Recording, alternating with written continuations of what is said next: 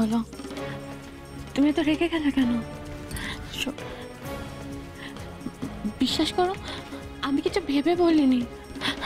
আসলে তুমি বলছিলে না এমন কেউ আছে কিনা যে আমাদের সন্তানকে নিজের গর্ভে ধারণ করবে,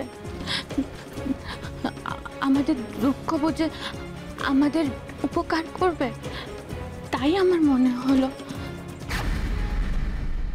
তাই মনে হলো? তোমার মনে হলো আর ওই মেয়েটার নাম তুমি বলে দিলে? তুমি জানো কে? কে?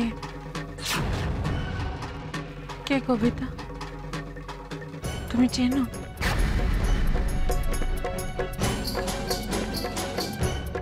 তুই আমাকে ছুঁয়ে কথা দে, তুই বড় বৌমাকে কবিতার কথা বলবি না।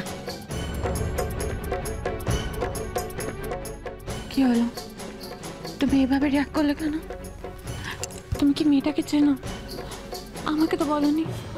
বলো না তুমি চেনো ওকে। না মানে আমি আমি আমি কি করে জানবো ওকে? তুমি তো ওকে এই বাড়িতে নিয়ে এলে, তারপরে তো আমি ওকে দেখেছি। হ্যাঁ, সেটা তো আমিও জানি। আসলে তুমি যেভাবে বললে তাই আমি ভাবলাম। না আসলে আমি বলতে চেয়েছি যে দেখো, তুমি তো ওই মেয়েটিকে চেনো না, তাই না? হ্যাঁ, চিনি না,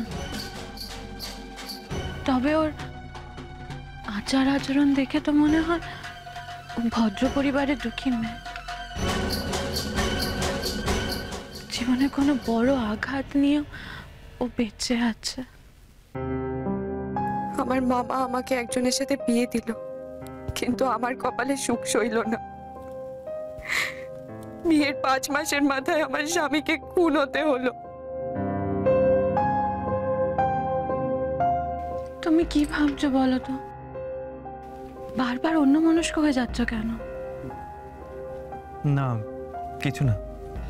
নিশিক, আমি কবিতার কথা এই জন্য বললাম কারণ ও আমাকে বলেছিল ও যদি কোনোদিনও পারে আমার ঋণ শোধ করবে।